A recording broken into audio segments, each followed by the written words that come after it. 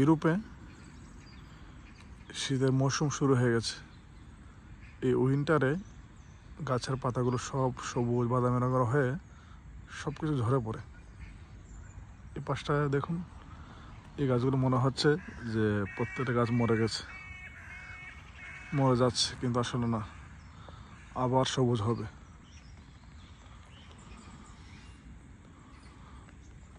আর এই পাশের গুলো এখনো ধরছে। আমরা এক সময় দেশে থাকতে আমরা এগুলোই দেখতাম।